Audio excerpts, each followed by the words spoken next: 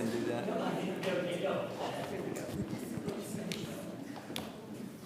I'll call the Board of Directors meeting to order at a little after 3 on June 16th. The first order of business is the Pledge of Allegiance. Ben, would you please lead us in the pledge? Absolutely. I pledge allegiance to the flag of the United States of America and to the republic for which it stands, one nation, under God, indivisible, with liberty and justice for all.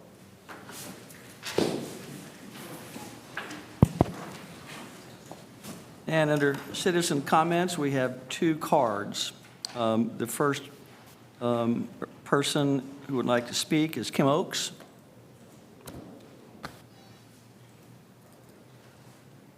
Welcome.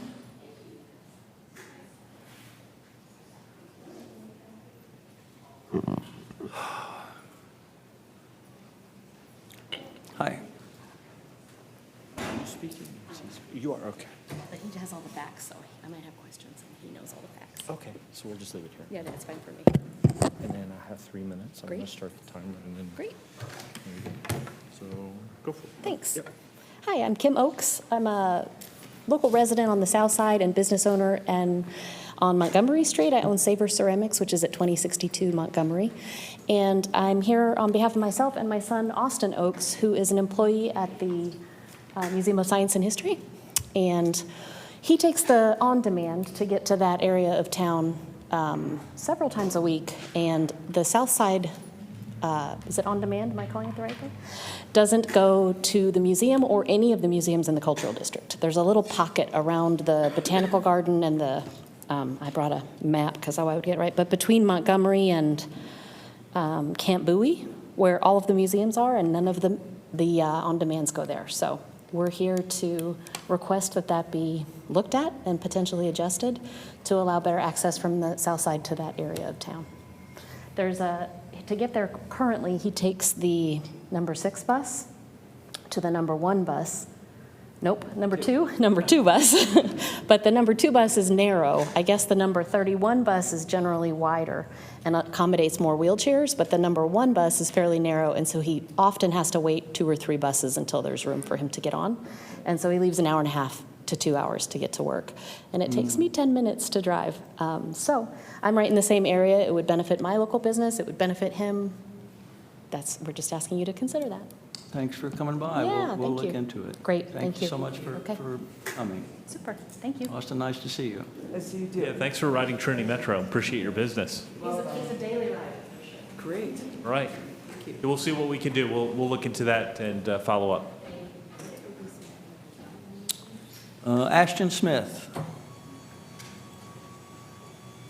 Come on down.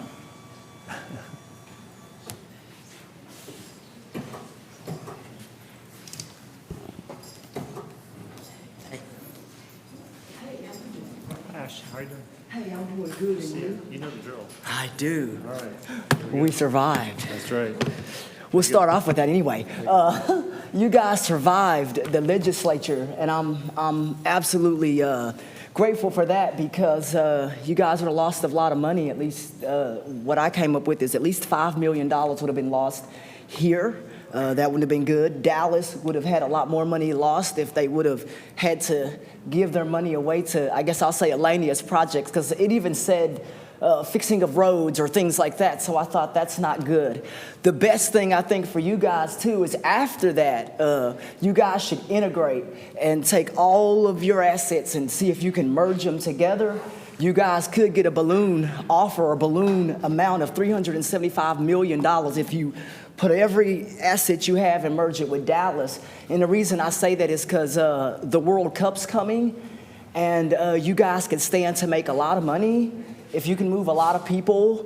That was also on the news as well. I don't know if you guys have talked about that kind of stuff as well, but that money is out there, and I want this service to be here for as long as it can. So I would also say try to look for as much private donations. If you can't raise the tax base only by 4 cents, on the internet someone yelled at me and said 4 cents is a lot. I don't know. I mean, I think if you can do something to keep services expanded, those towns that have also dropped off or said they didn't want that service, I looked more into that. A lot of them said they didn't want it because it brings crime. What I also looked up is most crimes committed by people who drive a vehicle. You're not going to rob a gas station and jump on bus B. So that's, you know what I mean? So let's look at the math and follow the, you know what I mean? You're not. And so you should go back to your government and back to the people who have the power and say, hey, we can do this because our people are not doing this. We're not up here robbing people and doing those things. So I think they should go back and say, the bus can be an integral part of my city because it brings in more people, because it's not a pollutant, and because the statistics, you know, ChatGPT is good, and those statistics are there. And I want y'all to look into that and say, hey, let's expand into those cities and let's give them something to look at instead of some of the negative stuff that has been said by even some cities. Even Arlington has said about the homeless and some stuff. So I think that's not true. I think there are valuable and valuable people who ride the bus, including me, right? So at the end of the day, I think if you can be integral and valuable and show the state that you can do all that you can to make this work, then I think the state could also put more money into this instead of putting more money into a highway or a system that's not going to work. You can't build your way out of something just through highways. And Dubai did a wonderful job when they spent $76 billion infrastructure, and now they have some of the best transportation in the world because they're not just building highways, they're building transportation to move people. So I think if we maybe thought like that, it's going to work out. It's going to work out. Thank you, man. Thank you. Let's do it. Ashton, thank you. Ashton. That was, You're welcome. Ashton, that was actually pretty profound. Thank you. Thank you. I hope that works out. Under presentations, the United Way presentation. Deetra, would you lead the way? As Deetra's making her way to the podium, I just want to say that, Deetra, are you, coming? She's right there. Okay, she's right there. Good. So every year, Trinity Metro puts out a call to action to all employees to contribute to United Way and charity in general. You know, one of our core values at Trinity Metro is our connection to our community and supporting our community in all things. And Deetra Whitmore did, as she always does, a phenomenal job of organizing a campaign here at Trinity Metro to spur interest. One of the things is it's about raising money for the community, but more importantly, it's about connecting ourselves to sort of the priorities and the needs here in Fort Worth and Tarrant County. So, Deetra, I think you have a presentation for us. Yes. Thank you, Rich. Again, I'm Deetra Whitmore, Vice President of Community Engagement and Customer Service, and it is truly a milestone of our lasting partnership with Trinity Metro and United Way of Tarrant County. This collaboration is more than an annual campaign. It's how our employees pour their hearts out and give to people that may never meet, right? It helps families and their neighbors, but oftentimes it's people that they'll never meet. So I want to take this moment, first of all, to recognize the creativity of our campaign members. If we have any of our United Way campaign members in the room, would you please stand? There's one, there's two, there's three.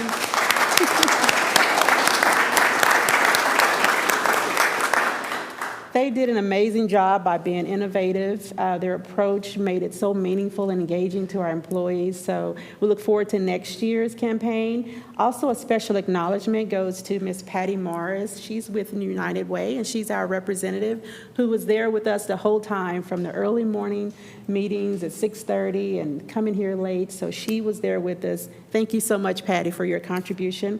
Today, as a reflection of our collective efforts, I have the great privilege of introducing Mr. Adam Powell, who's the President and CEO of the United Way of Tarrant County, and presenting him with a check.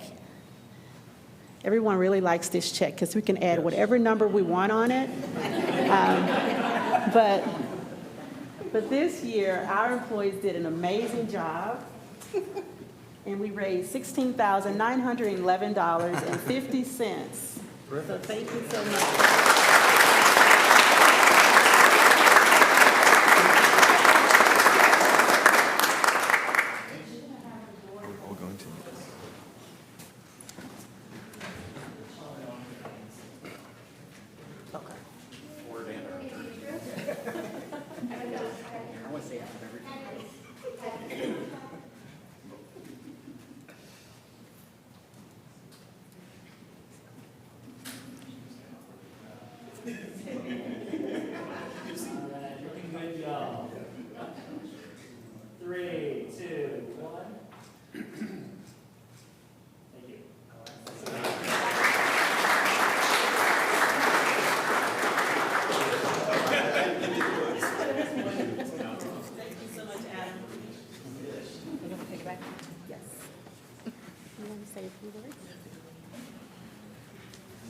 All right, good afternoon.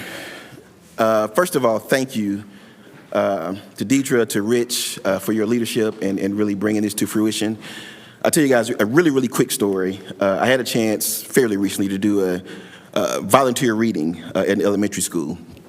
And there was this kid, a second grader, that was like the entire time like grabbing on my leg. It was really, really awkward, and we're sitting there, we're reading, I think the book was Clifford the Big Red Dog. And what was really interesting is all these really incredibly talented, smart young people were reading along, and this young man grabbing on my leg, holding on, could not pronounce any of the words in the book. And I thought to myself, I was like, this is literally the physical manifestation of the literacy crisis that we've all been talking about. Right? A young man whose life's chances of graduating high school, of graduating college, severely diminished because he could not, would not, certainly by next year, be reading at grade level. Also, higher chance of being incarcerated, right? And the fact that he was holding onto my leg, to me, as I thought about this, was really, really symbolic of, I think, what this community is doing, what these young people are doing, is asking for help, right? Asking for support with the literacy crisis, right? We've got women that are asking for support to not die during one of the most basic activities that has happened since the beginning of mankind, childbirth. We have one of the highest maternal mortality rates in the state. And then people that are just living in poverty, right? That wake up every day, go to work hard, do all the things we ask them to do, and are struggling day to day to meet what Maslow's hierarchy would define as those very foundational needs of food, clothing, air. So I tell all those stories to say, while I get a chance to sit here as the CEO of United Way and say thank you, I am really saying thank you on behalf of so many people out there that don't have a chance to stand here today, right? For the young people that are learning to read, for the mothers that are fighting for health, for all the people that are living in poverty, for our aging community, and the list goes on and on. So on behalf of all of them, I want to say thank you for your talent, your time, your treasure, and I would ask you to continue to get involved. I think now more so than ever, this is necessary with so many of us being nonprofits, struggling with budget cuts, whether that be federal and otherwise. And I think now more so than ever, we need this community to step up and give their time, talent, and treasure. And in addition to that, I would encourage you guys to come out. We're going to have a litany of volunteer opportunities over the next several months and years. And in addition to giving your treasure, I'd ask that you come and give your time as well. So thank you guys for being champions of our work and being champions of this community. Thank you.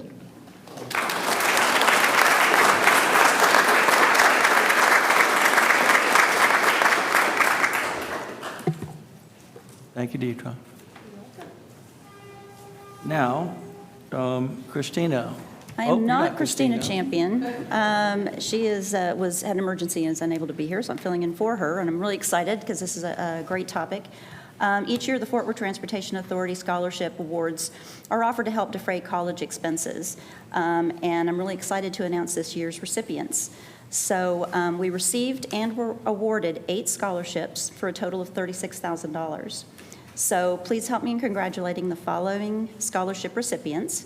If the recipients would stand when their name is called and remain standing for recognition, and then we'll have you guys all come up and have a picture with the board. First is Latamara Buggs, spouse of Lonnie Buggs. He's one of our revenue service agents. Latamara is attending Dallas College as an education major. Sam Fowler.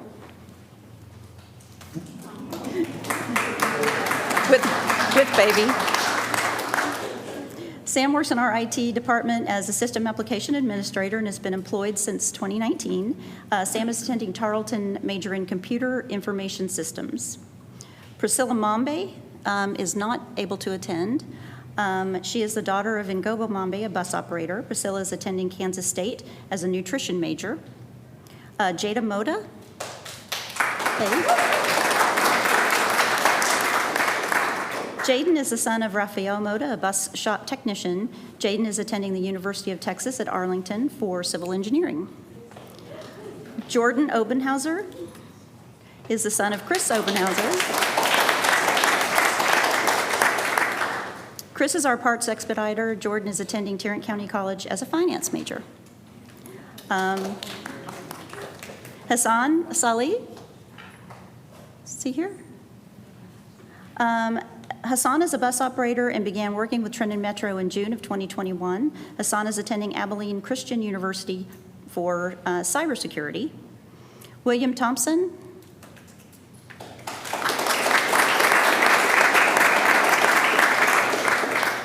William is the son of Richie Thompson, our chief engineer. William is attending the University of Oklahoma for fine arts.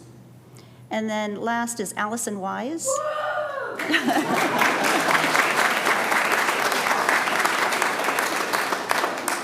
Allison is the daughter of LaShonda Carter, lead custodian. Allison is attending Oral Roberts for nursing.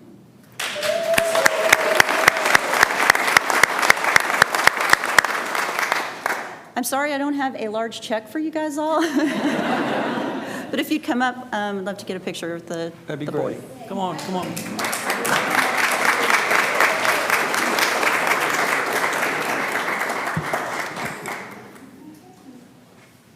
You can bring the baby too, it's cute. Absolutely.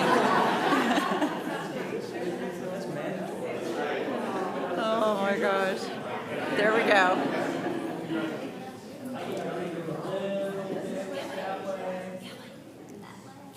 What?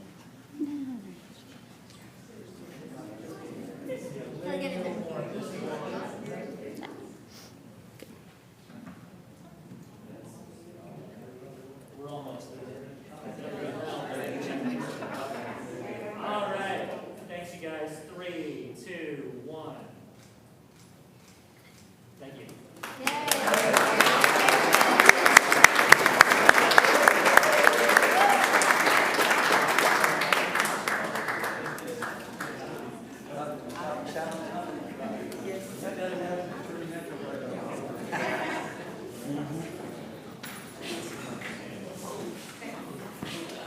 Does he like photo ops? Did he realize?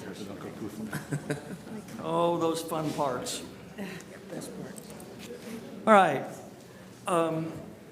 We have minutes of two meetings, April 21 and May 9th. Have you all had an opportunity to review the minutes of those meetings?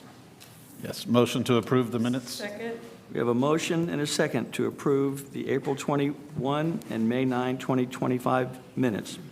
All those in favor say aye. Aye. Are there any opposed? The motion carries unanimously. We'll go to information reports. And Reed, will you talk about commuter rail?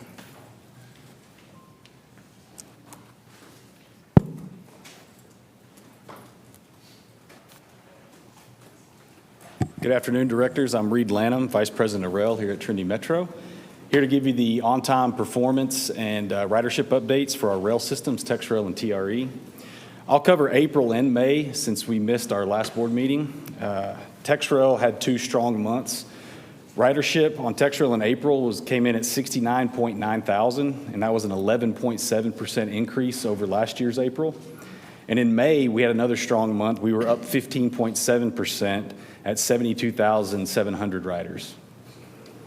Our on-time performance was both 99% for April and just under 99% in May. Our crews continue to perform extremely safely with our streak now at 2,667 days for our transportation and signal employees injury-free, which is a huge accomplishment. On TRE, we again had a strong month in April. We were up 7% with ridership at 120,000.6. And then in May, we did see a little bit of a dip. We were down 1.3% over last May, but the team continues to do a great job providing a reliable service with April over 99% as well as May. As on safety for TRE, our transportation department is coming in at 782 days injury-free. Again, very proud of both of our teams and what we're providing. So, which leads me into our next, here's the slides that are in your booklet. Is this working, Christine, or can I, there's only 3 buttons, but I can figure out a way to press the wrong one. So. Okay. Thank you so much, Christine. All right, up next, I've got a presentation that was emailed to you all a couple of weeks ago, and this is in regards to our operations and maintenance contract for TexRail.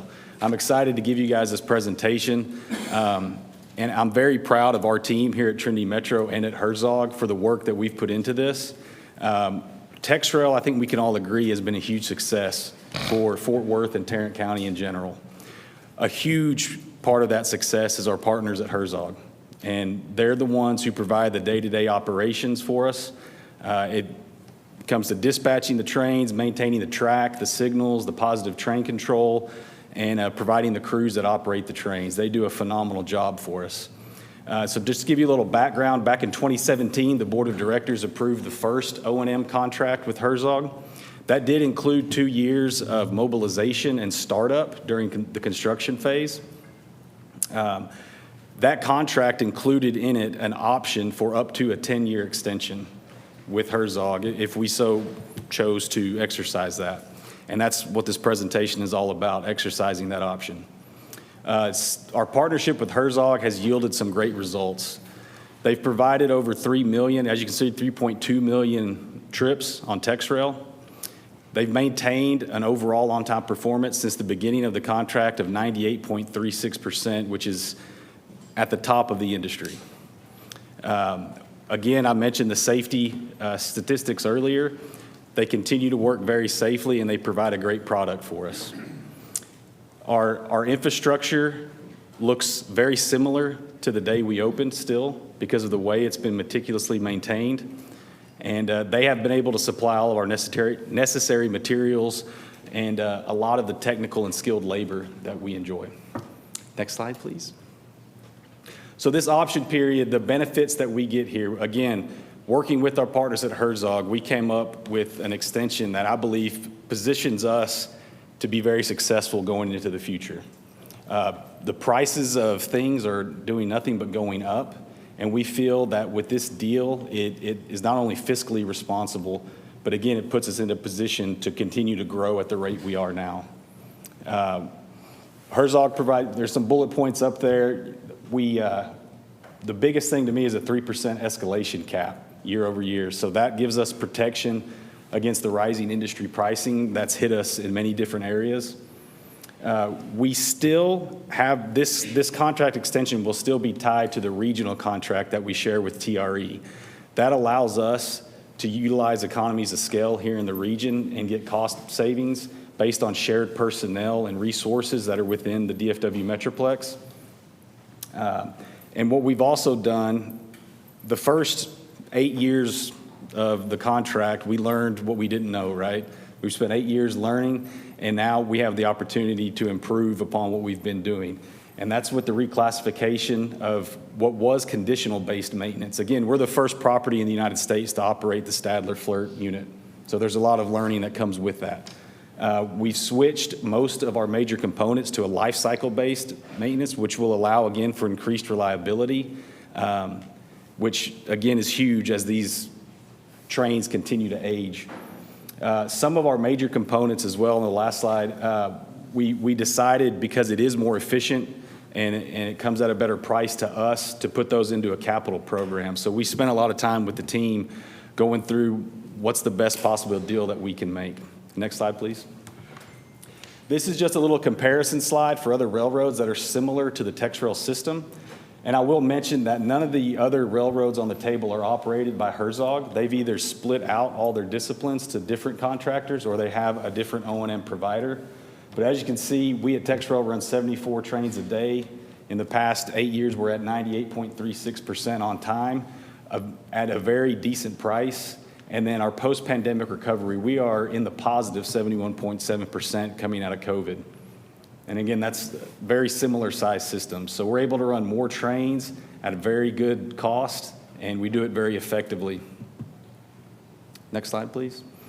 This chart comes out of the GAO's recent report on post-pandemic recovery. If you look at the bottom, the ones that are highlighted were the ones I had in the table to compare to. I just wanted to show you where they're at on the chart. At the bottom, that's a good thing. TexRail is the #1 most recovered railroad by far in the United States right now. And that, again, speaks to the partnership that we have with Herzog and the level of ownership that's been built It doesn't matter if you're from the train cleaner up to the general manager or one of us here at the agency. We all have a level of ownership in TexRail that's been instilled in everyone, and that's what allows us to be so successful. Next slide, please. So here's just the current contract status. Again, back in 2017, the initial board-approved amount was at $99 million. That has come up over the years to $141 million, where we are currently at a board-approved amount. That includes the 2-year startup, 6 years of O&M services, and all of the approved capital, supplemental agreements, and contingencies that are built in. This extension, what we're asking for today is a 10-year extension, and that's in this day and time with all the uncertainties that go on, you don't see 10-year extensions offered much. There's not a lot of contractors that are willing to sign up for that, but the relationship that we've built here has allowed us, again, to gain that stability over the next decade. So this is going to be a 10-year contract for $324 million roughly, and that includes the fuel, which is a pass-through cost.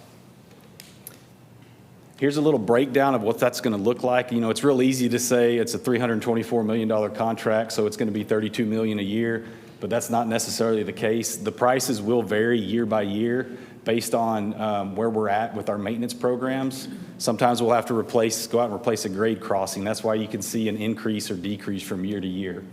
And we have marked at the beginning of 2028, we do expect to have 4 additional Stadlers here in our stable, if you will. And you'll be seeing more of me later when I come back up, but this is the recommendation. I won't read it now. I'll let you guys simmer on that and come back and ask you for your approval here in a bit. So, if there are any questions, I would love to answer them now. Ben, why don't you start out? So, love the idea. I mean, like you said, 10-year renewals does not exist, and so super excited about that. As you and the team and the agency and Herzog continue to maintain such a great service, and we open up into the medical district and ridership grows, do those numbers change after a certain amount of ridership, or does that cover us through the projected growth? As we continue to expand the system, those numbers will change slightly. We have rates that are locked in, and those rates are based off of train hours and train miles. And that's where you get a lot of the cost from for the operating. So those will change slightly as we continue to expand because we will be using more miles and the trains will be out there longer. But it won't be a major adjustment. And again, we have those rates locked in. So the bulk of the benefit is as ridership increases, the cost to us per rider is actually going down. That's correct. Nothing's based off of the number of riders. Awesome. Correct. Anyone else? Those 4 trains in 28, is that assuming the TexRail extension plan and those engines that are? No, we'll be getting those trains. We're pushing for the extension, obviously, but those trains are coming in 2028, come hell or high water. So We get that in the minutes.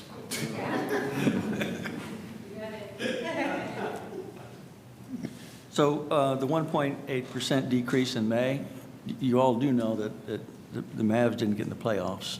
So the Mavs didn't get in the playoffs. We did see extremely strong ridership from the Stars game trains and the Mavs game trains. So that has been a huge boon to us on the TRE side, or the special event and game trains. Those continue to be very strong performers. whenever I talk to anybody that hasn't ridden TexRail, I always tell them, and if I believe in it and I can sell it, they're the finest commuter rail line in the United States, period.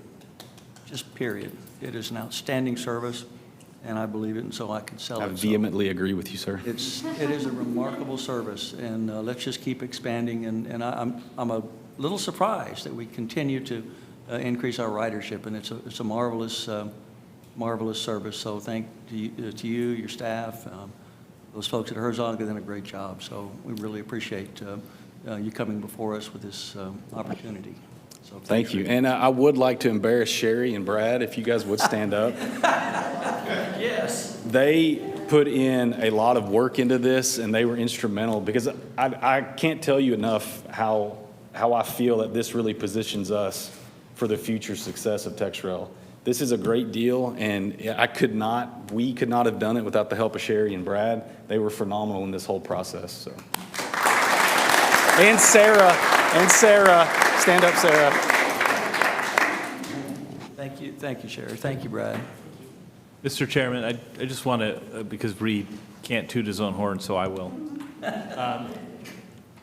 In our industry, in any industry for that matter, when you're contracting for business, whether it be a construction project, an engineering or planning assignment, or in this case, an O&M contract, there's a certain cost that's factored into doing business with an agency.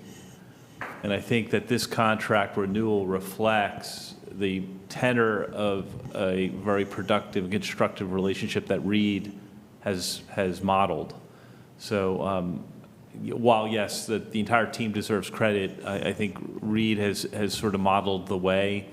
And it's such a great model for our industry in that the headcount here is relatively lean, to say the least.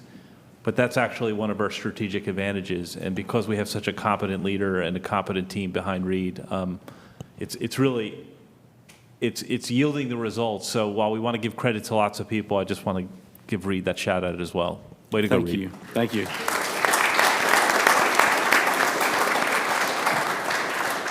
Did we get that in the minutes? Slide. Can someone get that slide in the comparison to some of the newspapers? Because that's a remarkable story. It really is. Okay. Thank you. I'll see y'all later. All right, planning. Chad.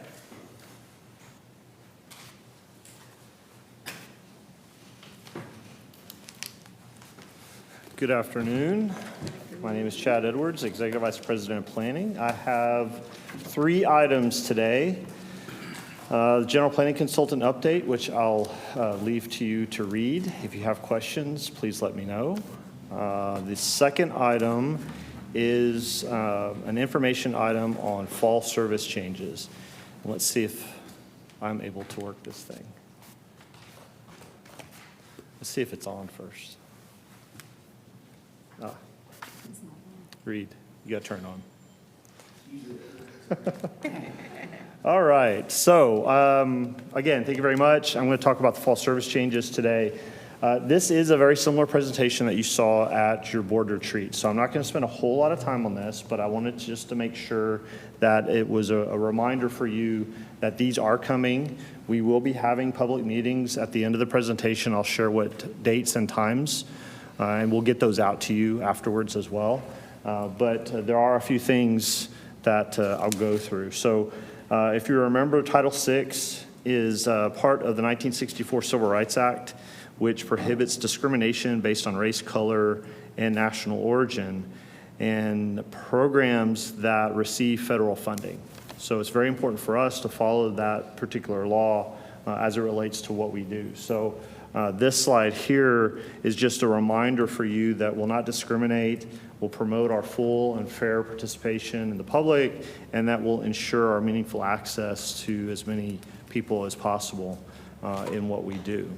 When we have service changes, we measure these service changes, and if they go over a certain level like this, 25% or more in transit route miles, then that's when it dictates certain elements of what we have to do with public meetings and public hearings and things like that. And so there is a particular route that I'll talk about here in a moment that does meet that standard. Just so you know, we don't just take this lightly. There's a lot of background and effort that goes into this, and Tara and the planning team have spent a lot of time making sure that the suggestions or recommendations that we have and that we take out to the public are good suggestions. We then take it out to the public to get the feedback so that people understand what we're trying to do, and then we measure that and better understand how it impacts them as well. So this methodology is what we go through. So customer feedback and on-time performance analysis. We do estimate the costs. That's important to determine if there's an impact up or down when it comes to our budget. Our ridership, headways, and capacity, we have an evaluation for that. We do look at alternatives, so it's not just a one and done for us. And then we develop proposals, and the most recent one of those is the Blue Line that you hopefully are very aware of. Okay, good. Just as a summary, fall service changes, there are 19 routes that'll be affected. One is a recommendation that we discontinue the route. We have 2 routes that we're calling a connectivity issues there, and then 16 routes that will adjust their early morning or late afternoon as far as times that are connected there. The thing that's not on this list, and this was something that popped up probably 2 weeks ago, is DART, as you know, and Ashton had mentioned this earlier in her comments, is that DART is going through some financial review, if you will. This is based on the bills that were submitted in Austin, and they, as an agency, had identified an opportunity to save 5% funding so that they could then return that back to the cities for their purposes, as far as transportation purposes. One of the proposals on that particular list was a reduction of headways on the Trinity Railway Express, which would take 30-minute headways in the peak periods to 60-minute headways, which would render the entire service a 60-minute headway service all day long, so hourly all day long. That wasn't necessarily something that we were going to take, but since DART is taking out to their public meetings, we wanted to get feedback from the people who ride from the west towards the east into Dallas. We're going to take those comments, and then we're going to share those back with DART on what we found out with our public meetings. And so that was something that we had worked out with the agency so that they'd have some sort of opinions and comments from our side of the region. This map here, kind of a high level, just shows the breadth and depth of where we're making those changes. So it's not just one part of town that we're making these changes. It is across a majority of our routes. A reminder on some of the work that we do. We identify our passengers per hour. This is a chart that just highlights and ranks all of our routes in this order. 89, as you can imagine, which is a spur that goes down Lancaster towards the east, is our busiest, most active route there. And then you can see all the way down to the other side some of those routes that aren't near as active. The route that we're going to be talking about here in a moment about discontinuing is Route 12, and you can see that on the far right. It only has a 3.1 passenger per hour when our threshold is 7.4 riders per hour. So just to kind of give you a sense of what that is. The numbers there, the white numbers, on the first few columns there are really the ranking in ridership. So Route 89, which has the highest passengers per hour, is also number 1 in our ridership. If you go down past the red line over there, the 5 and the 6 are Route 5 and Route 6 are also 5 and 6 happenstance there that are the number of riders, if you're ranking it by ridership as well there is. So Route 12, through our analysis, it's been on detour for 2 years, and it also kind of overlaps the Orange Line in some areas, and then it also provides service in the Mercantile area, on-demand area. So there's a lot of redundancy there, and so we thought that a good opportunity for us to take that route out and move forward there. Service change summary, you can see here the Route 12, which I spoke about, we'll discontinue that. The Route 21 and the Route 22 are routes that will interline and adjust those schedules. And so it'll make more sense if we put those together and run that as a full route. You can see the ridership numbers affected here. And then this is a question that we'll more than likely get is how many people will be affected by this. And so by changing these 16 routes, tweaking them on the ends, our estimate here is 102 average daily rides would be affected. So a lot less than I had anticipated.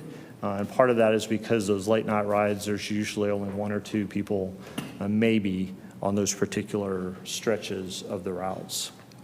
I don't have a slide, but I will tell you when our public meetings are. First public meeting will be on July 14th at 6 p.m. at Diamond Hill Jarvis Library, and we'll get this out to you. We'll put it in a nice slide and send to you, but just so everybody knows what those dates are here in the audience. The next will be July 24th. We'll have 2 meetings on that particular day at Fort Worth Central Station, noon and 6 p.m. So that'll be in the room over there at Central Station on the 2nd floor. And then since I was telling you about the TRE changes, we had a pretty good success when we did public meetings on the TexRail to talk about those changes. So we're going to do the same thing on TRE. Get to the riders, get to the people who are actually using the service and talk to them about what their feelings are about the changes. That will be on July 22nd, and it'll be very early, 6 a.m. to 8 a.m. And we'll do that at the Bell and the Centerport station. So we'll have those opportunities there to talk to the TRE passengers. So that concludes this presentation. I'd be happy to answer any questions. I have one. Have we shared that with any of our local elected officials? The public meeting dates? No, not yet. Okay. We'll get that out. Yes. I think these just got wrapped up here. I'm looking for LaMonica. Oh, she's back there. These got wrapped up here recently, so we'll get these out. Yeah, it's important because they'll be getting Yeah. calls, probably from their Yeah, we'll do that. constituents. We'll get that to their district directors. You go first. Quick question. Thank you for the presentation. How often, or I guess my question really is around the standards that you've referred to. So are those our standards? Are those industry standards? So we have service standards Right. that the board prepares. But there are no industry type standards or state are some. standards? Okay, Yes. are we looking at those at all? or- Yes, well, Okay. so in the next year, we're going to come back with an update on our service standards. Okay, And so we can give a presentation on what our current standards are. That'd be great. And then we can, as we're working through the update, we can share with you. what that'd be those are. great, because people will be looking at this and saying, why are you changing my What is it? route? Right. Yeah, so I think it's important for them to know that these are established, but we're revisiting these regularly. Thank you. With regards to 21 and 22, those routes flank the Walmart Sam's complex on East Chase and are different pickups. I'm happy to go with you, but I would like just to double check on usability, on who's hopping on which sides. I believe that there has been some general questions. I don't know if it's made it all the way to our team here on just the accessibility for those with different types of needs, being able to get to the East Chase side pickup, which I believe is 21, because it's such a steep downhill out of Walmart. That seems to be the higher traffic use of the two, but it might behoove us to take a look and see if making sure that we're doing everything we can, if we're pulling both to that side, which I think would be the logical choice, that we're doing everything we can for accessibility, just because that hill sucks. I mean, that's straight up. It's just, it's Right. rough to get out of that, down on East Chase. Okay. So Yeah, just, we'll take a look at it. yeah, and I'm happy to come over and brain with y'all too. It's- Okay. Thank you. Okay, Teresa, go ahead. Excuse me, do we have an ETA on when that development is going to be complete there at the TexRail station there in Northside? Because it's been, everybody's being rerouted, so I just didn't know if we had an Oh, ETA. for the 28th Street? Yes. Let's see. Earlier in the year, they had told me it was going to be 18 more months. So it's going to be late 26, I think, by thank the you. time that it gets done. Yes, it's very challenging for us. It's for the buses, and people are not letting them pass, and it's just, they're trying So to turn. we have a detour currently around that I particular know. area. We do work with the management team who's doing the work, and we're always asking, how can we, make these improvements so we can get through. Well, I would ask if we could possibly consider having a sign of some sort that says, please do not block this lane, because Okay. they are not, people are just lined up to turn either, east or west on Decatur and 28th, and the buses are just sitting there for 2 or 3 cycles and it's, and there's folks, I know they're on a schedule here, so even if it's a temporary sign, we've seen them at gas stations, where Right. please, do not block this driveway. We're hoping as they do the construction and lay down the new side, that it'll open up a little bit more space so that it'll be easier for the buses to get through there. Okay, thank you. Those are just observations I've noticed when I've driven through No, there. we appreciate it. Thank you. Haven't you seen it? It's just there. Chad, what's your best thought about those 100-plus folks, about being able to access transit? This is the hard part about what we do is there's always going to be somebody who is impacted. And for us, it's how do we minimize that impact? As far as alternatives, there may be other bus routes. They may have to change their time a little bit sooner or later in the evening or morning to access those routes. When we go to the public meetings, we'll hear what those specific concerns are, and then we can take that information and try to build an opportunity to mitigate some of that. Thank you, Chad. Thank you. And you're still up, I think. I am for still up. ridership. Yes, sir. Thank you. All right, so next is ridership. There. Uh-oh. Uh-oh. You need to, Reed can show you how to use that. Well, I can hold up my ridership slides, and so very quickly, I'll just highlight ridership. So currently, what we try to do is we measure towards our goal of 8.4 million rides next year. Remember that we've done 1 million rides each year over the last 3 years. This year's goal was a little bit different. It wasn't quite as high, just knowing that, we're coming out of COVID and recovering very well, and there is going to be a level there that we're going to hit that we may not be able to hit that 1 million. So we shot for 8.4. Currently, we're at 5,330,000 rides, which is 91,000 rides over where we were last year. So about a 1.8% increase, which isn't bad, but it's going to be a challenge for us to actually make that 8.4 million goal at this point in time. So we're going to do what we can. Later on in the presentation, I'll mention some of the things that we have going on as far as increase in ridership opportunities. Last month in May, we had 672,492 rides, which is a decrease over last month, but still an increase over the year over year. So that was good for us there system-wide. All of the modes except for TexRail have actually been level or down a little bit. So TexRail is doing a great job for us, keeping us going. On the bus side, we were down just a little bit, about 700 rides, down to 390,000 rides over the previous month.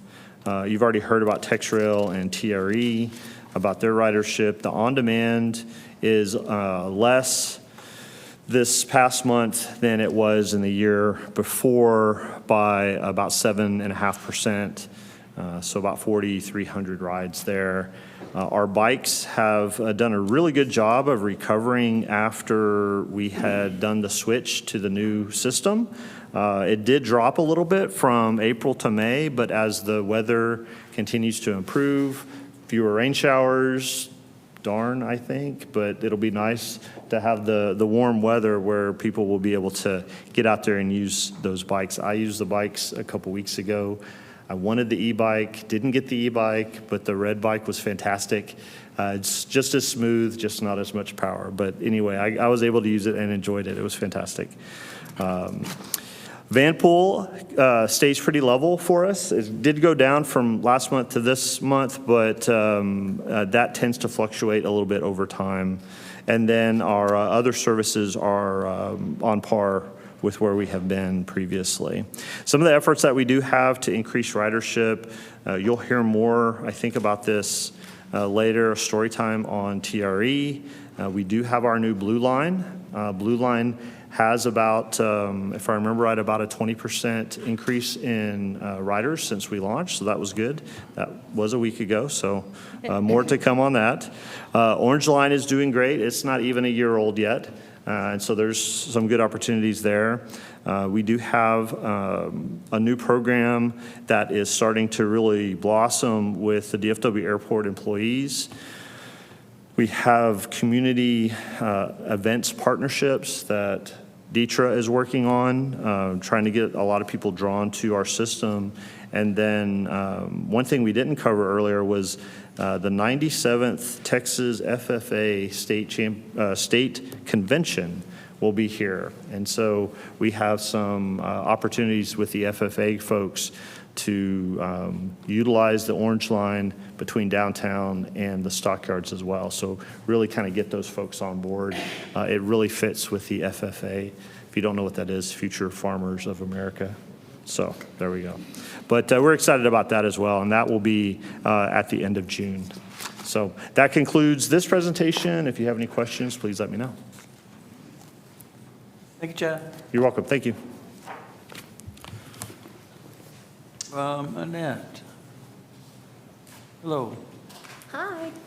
Good day, everyone. Annette Landeros, Chief Strategy Officer, and I'm excited to be here with you all today to give you a government relations update. Last month, we traveled to Washington, D.C. for the APTA Legislative Conference, and we're really excited to say that conference went very well. Hold on, sorry, guys. Nope. Not as easy as it looks. You're right, Reed. Down, around, 1, 2, 3, 4, 5. On your end, maybe, sorry. Is it on? Sorry, y'all. Oh.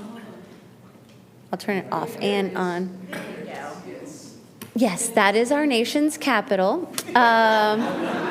So APTA, American Public Transportation Association, we were there in town in May for their legislative conference.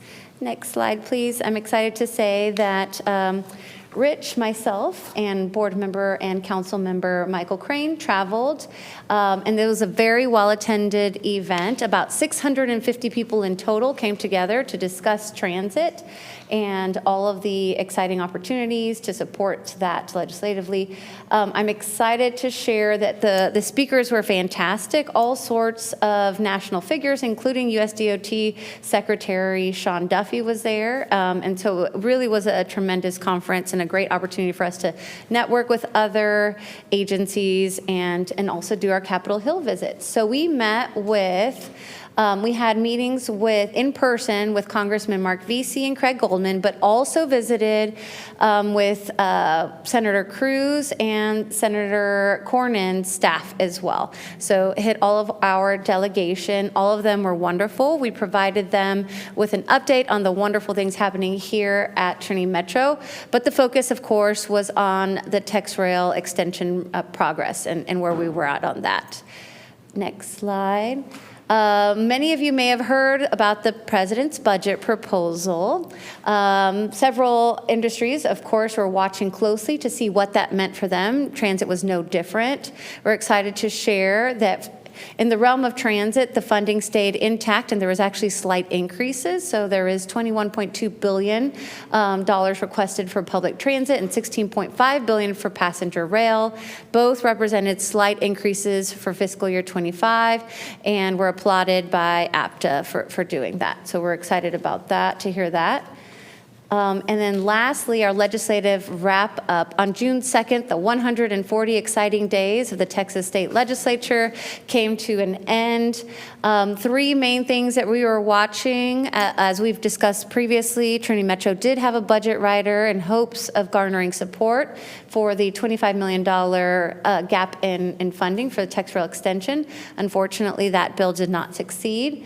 In more positive news, the DART bill, which we were all tracking as well, did not pass, and that was wonderful for us and our neighbor, as well as TRE, which is our co-funded train line. So, and lastly, also not great, that the Heartland Flyer, which we mentioned to you all, the Amtrak line between us and Oklahoma City, their funding bill also did not pass. So we are awaiting what that will mean in the future. They do have a potential date set for ending service, but they're hopeful that they can figure out another remedy elsewhere. I think that is, oh, we do have a video, yes. So we have a video just to demonstrate to you all the fun that was had in Washington, D.C. as we were running around literally the state capitol talking about Trinity Metro.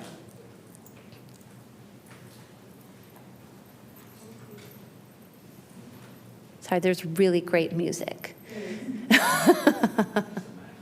Just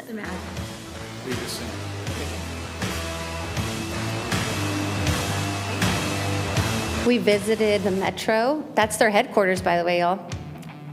Metro WMATA system. Very nice. Yeah.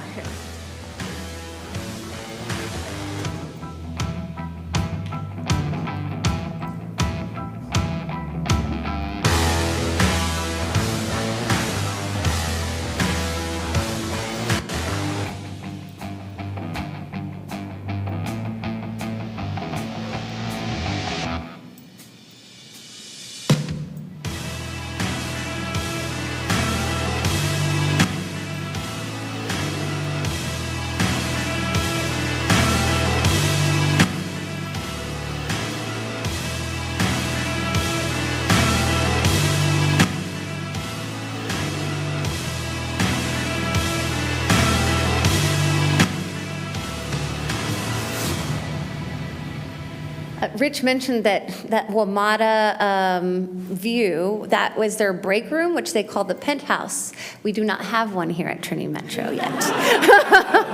Just want to mention that. Does anybody have any questions? If your question is on the lines of what's next, in the interim, in terms of the Texas legislature, super focused on relationship building with all of our elected officials. This is really the time to do the work in the district, so we're going to be inviting everyone out for tours and explaining to them the wonderful things that we have going on, and hopefully we can get them out here to see it with their own eyes as well.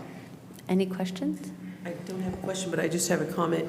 I know that we have a really good partnership. I'm talking about TCC has a strong partnership with Trinity Metro. Yes. If we can be a part of any of those conversations and talk about the impact that it has on our student success, please let us know. I think we will take you up on it. Thank Yes. you. Mm-hmm. Any other questions? And just let the board know too how we can help develop those relationships so we can find a champion for our next legislative session too. Absolutely. Thank you. Excellent. The Government Relations Easy Ride Partner Program. Okay. Oh, here we go again, yeah. How do we go down? Hello.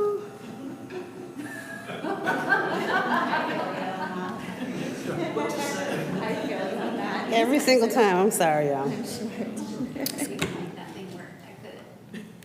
Okay, Nicole. Oh, there we go. Uh-oh, did I lose it? Nope. Oh my gosh. Keep going.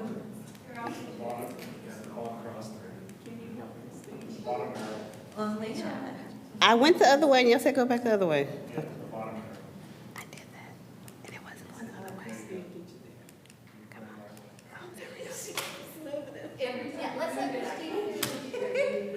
I was doing There'll the be a right staff meeting tomorrow on how to operate. Go ahead.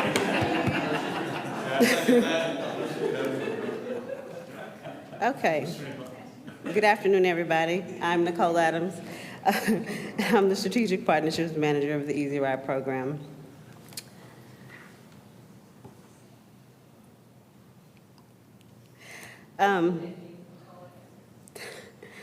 As Easy Ride continues to expand, we are now 174 companies strong with our chamber, North Tarrant Chamber members. We have 1,050 of those, and we are especially excited to welcome the Alliance for Children's, Home for Suites Fort Worth, and Olson as our newest Easy Ride partners. Easy Ride partners are really stepping up. They are consistently buying transit tickets showing their dedication to helping their members access vital transportation. As we wrapped up over May, we had over 7,100 tickets purchased through the Easy Ride program for that month alone. Even though we see our ticket sales fluctuating, we keep still holding strong in what we are doing. In May, our revenue was over $64,000, and it is a clear impact of what we do for our members. And we are still committed to expanding our network and partnerships to attract more participants so that way we can demonstrate the ease of what Trinity Metro provides. Everybody likes using an app. So what we have really tried to do is incorporate more access to our tickets through GoPass. So through our program, our participants are able to purchase a day pass through the GoPass app using their promo code. And we have been tracking where this is going, and we are starting to see an uptick. The goal in the future is to put more participants in and have an easier process for organizations like TCC and City of Fort Worth, to where it's not something that will be on a tap card, but something that will automatically be on their phone. So we are heading in the right direction for that. Our partnership with TCC continues to thrive. As you see at the graph below, TCC students have consistently used Trinity Metro services, and this steady ridership is a direct result of the ongoing information sessions for both students and faculty. We even have some faculty members who have decided to put the details about their free transit passes inside their syllabi. And that is a testament to the hard work of Trinity Metro staff, educating TCC community members about their transit options, because I have people personally call me, students call me and ask me, and I will walk them and guide them through exactly the steps in the process of whatever they need. I had a young lady today, that was this morning.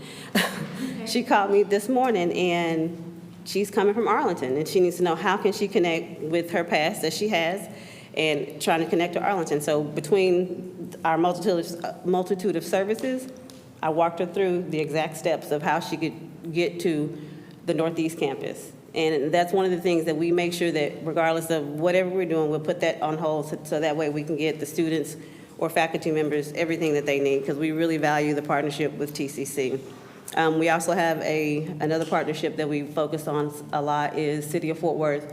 And this May, a couple weeks ago, we had a 2-day event where they hired over 400 new MedStar recruits.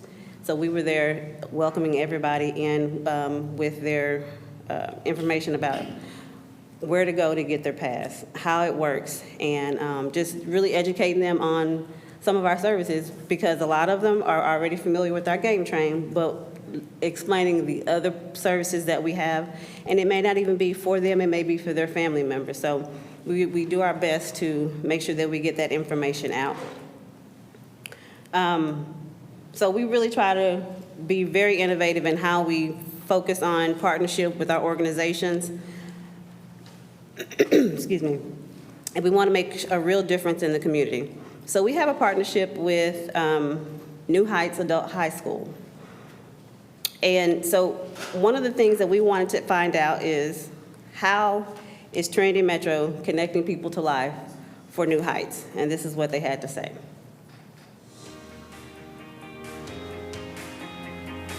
Hey guys, my name is Ricky Martinez, and I am the Student Outreach Partnership Manager here at New Heights.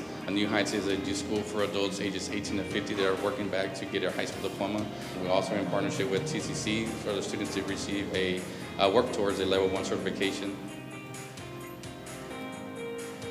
I use the bus, I use the Metro on demand, and without a job, I would be able to make the excuse to not go where I needed to go. But since I have the bus pass, it's like that's more determined. That makes me more determined to get to where I gotta get. Either come to school, or I go to the gym, or sometimes like when I gotta go to the grocery store, I'll hop on the bus no excuses. You know, New Heights is just an amazing school. I love all the advisors. I love Mr. Sanchez. They make a big difference. They open up doorways for us. Trinity Metro is helping do that because without y'all and the bus pass, we wouldn't be here. So, thank y'all very much.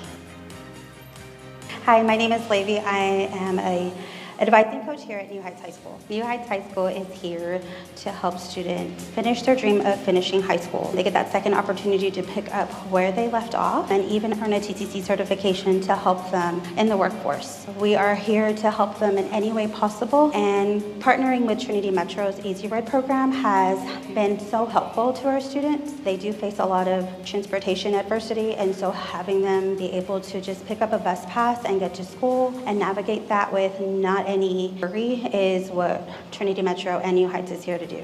I use the train, the bus, and the on-demand van. I use the on-demand van to get to school. I use the bus to get to the train, and I use the train to get to work. I like New Heights. It's really a great school, and I mean, if you need to get somewhere, it's good to have Trinity. I use the bus after school, and on the weekends I use the train, the TRE. On the bus pass every day I use it after school. On the weekends I use it to go to, I have to go do some job interviews or look for jobs, or use it to go to, whenever I need to go see family and friends in the hospital, I go. If it wasn't for y'all, I would not be able to be here with you today, especially going to New Heights. New Heights is the best. It's the only school that gave me an opportunity. I met very special people. All the advisors are friendly.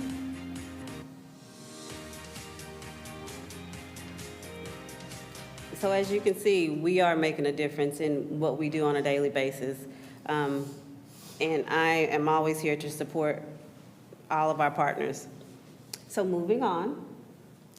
On June 4th, the Blue Line joined the Trinity Metro family, replacing Molly Trolley as the downtown Fort Worth complimentary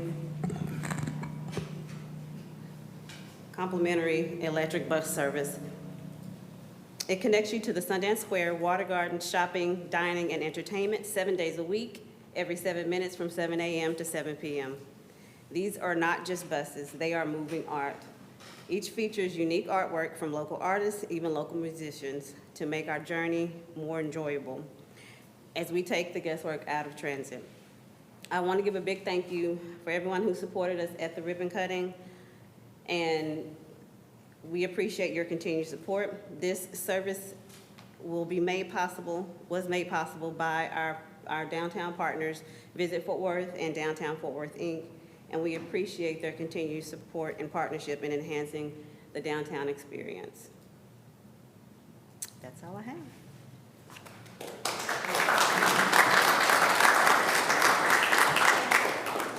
Comments, questions?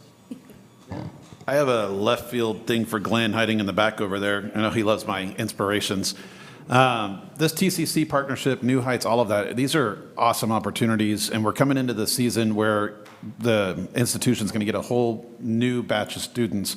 What if we got some footage that aired on both of our social medias, TCC's and Trinity Metro's, of Toro the Trailblazer riding our system? I'm always pro mascots having fun. That just people click on it. It's ridiculous, but it's basic opportunity to show Toro using that free ticket, that Go Pass system, all of that. And we know a board member over there that can help us. So I just think there's a great opportunity for both of our social networks to get that exposure and to show what Rich is always trying to show, is that we're a community of partnerships complementing each other. I don't know if I've ever seen Super Frog get on the bus, but I invite Super Frog to get on the bus and train. There you go. Well, we are working on that, and it's a lot of, we have to make sure the appropriate people are approving it. So if you can get us some help to push it along, Ms. Teresa, I would definitely love that. But no, we are working on that because we're going to do like a social swap and do like a co-partnership and really put that out there. So you are on the right track. Got you. Thank you so much. If I may share a comment. This is so impactful in that I had a student approach me that she was able to finish her degree because she was going to UTA and TCC at the same time, and she was able to finish her degree sooner because of the money that she was allotted for her transportation. She was able to dedicate that to her tuition. So this is life-changing, this partnership. Yes, so, yes, absolutely. Our community engagement. Thank you, Mr. Chairman. Yes. All right. Good afternoon again. I'm Deetra Whitmore, Vice President of Community Engagement and Customer Service, and I'm pleased to update you on our community engagement initiatives, showing our achievements and exploring new avenues to strengthen our community connections. So beginning with our dashboard on complaints by mode on page 35, we measure complaints. We want to remind you, we measure complaints for paratransit on demand by 1,000 boardings and fixed route by 100,000 boardings. Our numbers creeped up slightly, and considering the number of trips that we perform every month, every day, this really is a small amount. So our team, we're still doing a really good job. We're in the white. But of course, as everyone knows, one complaint is too many for me, so we're going to always look at ways to improve that, working with our teams to keep those numbers in the blue. And hopefully, one day we'll have 0 complaints. It's going to happen. It's going to happen. So moving on to page 38, our average wait time, despite of the uptick of the wait times, with the increase in calls, there were 16,498 total calls that came into the call center. And 11,000 of those calls were paratransit. So that's 67% of our calls are paratransit. And it takes time to book paratransit trips. It can take 10 minutes. So that can increase the wait time for other customers when they're waiting for other questions. So, but in spite of all that, our team has done an absolute fantastic job. Our goal is 90% in regards to our scorecard. So our support team, they're doing really well, making sure that we are having first-time resolutions when customers call. We're not having to transfer customers. We're taking care of them on the first call. And that, that stems from the great management of Tamika, training them along with our leads, Chanel, and Lynette, working closely with Ferry, our quality review manager. So really proud of our scores, but knowing that the call wait numbers are up, there is room for improvement, and we're going to be looking at ways of how we can streamline the process and make that better. Moving on to community outreach. So Trinity Metro, we answered the Fort Worth ISD superintendent's call. Her New Year's challenge is to be heroes to our teachers. So this is an opportunity for us to assist our educators. We formed a community classroom connections committee comprised of 21 employees who graciously agreed to volunteer their time to make a difference and a positive impact on 3 of the schools that we've adopted: M.H. Moore Elementary, International Newcomers Academy, and Northside High School. If we have any of our committee members in the house, would you please raise your hand or stand up? Stand up, Tyler.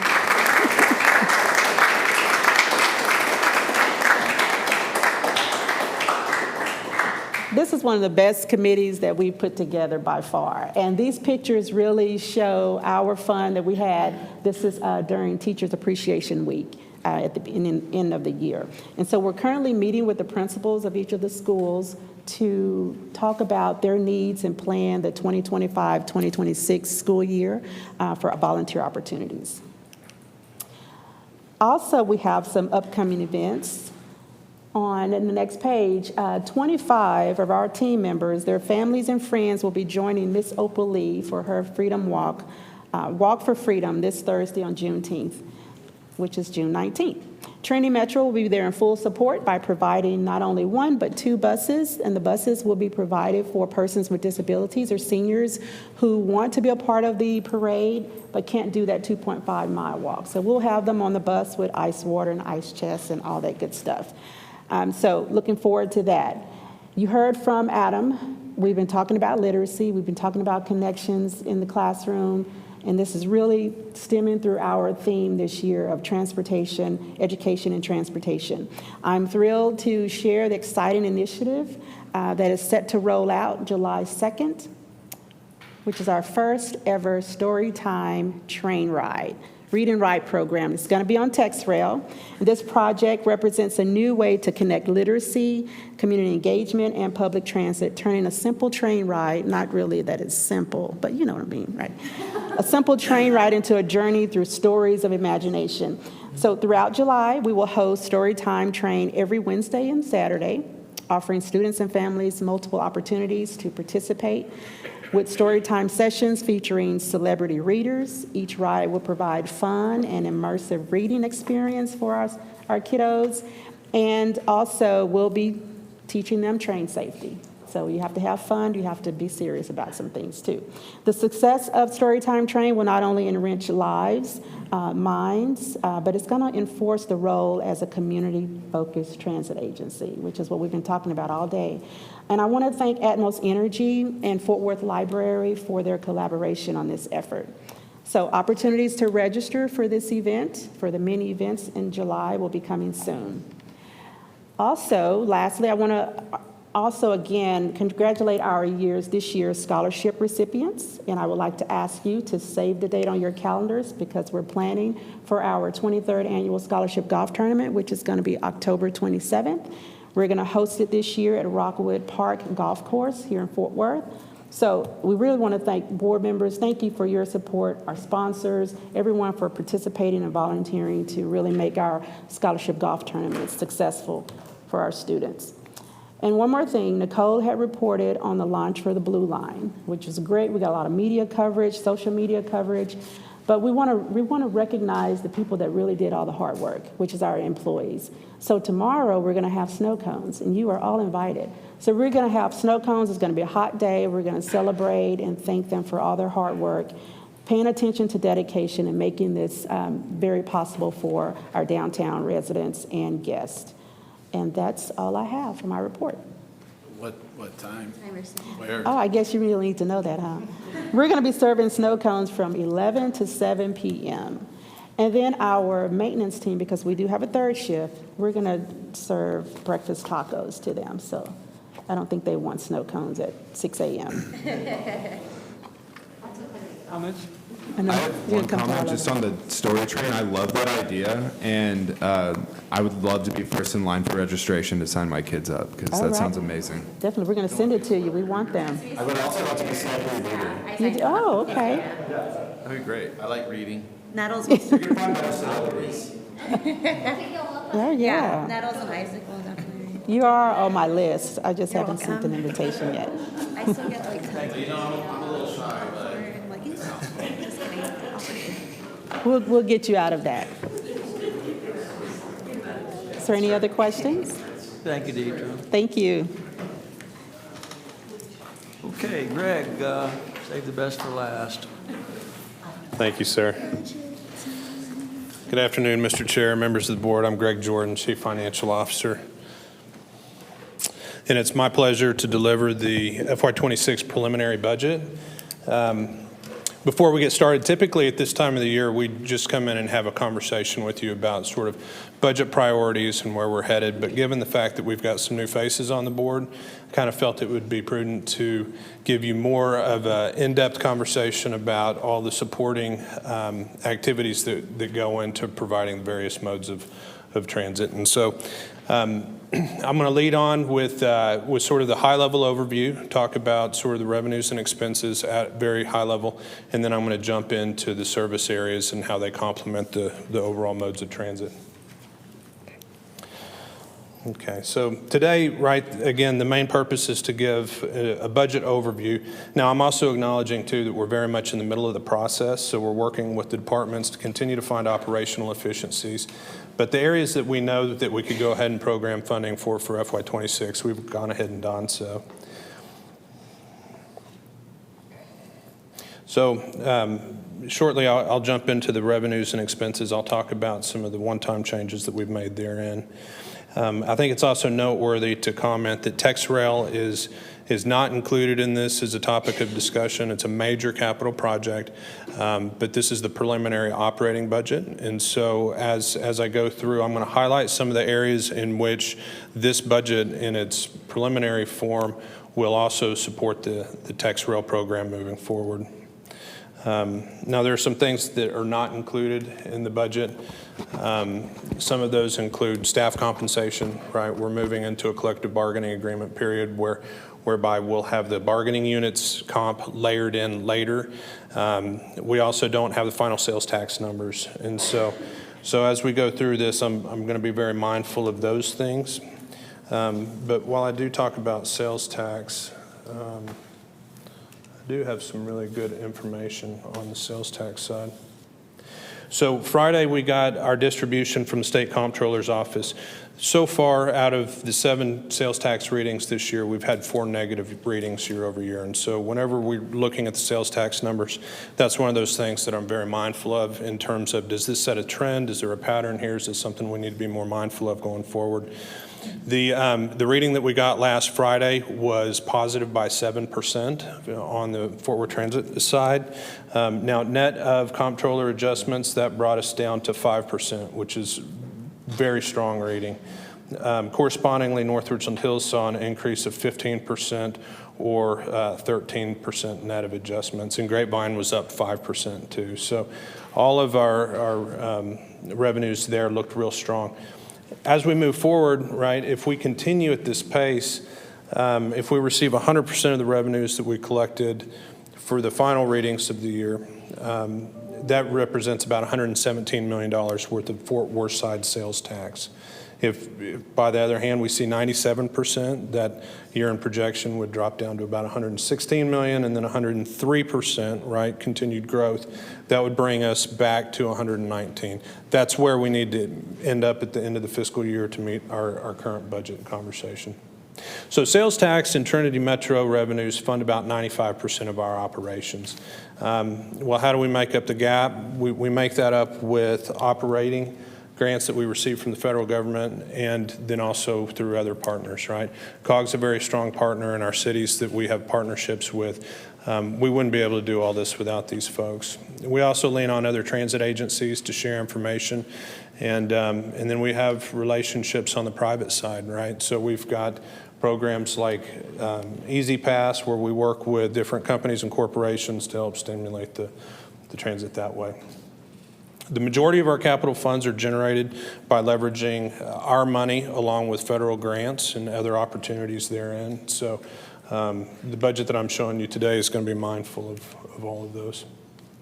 This is a little bit small, but I'm going to do my best to give you the best highlight I can. So looking at the revenues and expenditures, we're looking at a budget with about $213 million worth of expenses. This compares to about $224 million worth of revenues. Now, there are some one-time adjustments on the revenue side. So real quickly, I'll highlight those. We've got about $20 million of revenue increase in the other category. Of that, we have $12.5 million that is generated from what I'm generally referring to as a cash-out refinance of the TRE chargers. That's sort of the best way to describe it. If you'll remember, several months ago, the board approved a reimbursement resolution of up to $40 million for a future debt obligation to help us move the TexRail project forward. So part of that, because we have to come out of pocket cash for the chargers and these very high-cost vehicles, this is our opportunity to finance that. So we've got $12.5 million of revenue coming back in as a one-time source. And as I get further into the expense side, I'll talk about the debt service. But we've got about $8.2 million anticipated on the debt side there. So what's that really mean? That means we're kind of looking at 5.5% for $35 million. Now, we're not going to take that down all at once. We've got some opportunities there, and we will be coming back in a couple months for board approval of the debt mechanism. Now, let me pause for a second and say, if at any point you guys want to jump in and ask me questions, please just do so. I'm just really looking for a dialogue with you as we go through this. Also on the one-time revenues piece, there's another $6 million in there, and this is for the dollars that we'll receive once the DART Silver Line starts running into the airport. Now, that's a one-time deal, but we're also fortunate that going into FY27, we have another $6 million that come back into us for state of good repair money for Tex Rail. So while that one $6 million tranche is one time, it's going to feel like it's an ongoing deal because we get Tex Rail SGR money moving into the future. As I mentioned a second ago, we're still working on the sales tax numbers, and as those get refined, then we'll update the revenues accordingly. We've got one, maybe two more sales tax readings, so hopefully those come in very positively and we can relax some of the assumptions overall.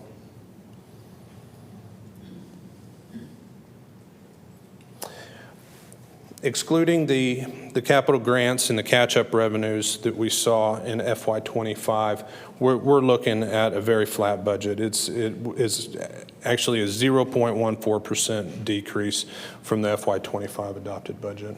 So on the expenditure side, I'll talk about that real quick. We've also got some one-time maneuvers on the expense side too. Overall, the expenses go up by about $3.3 million. This represents about 2% overall.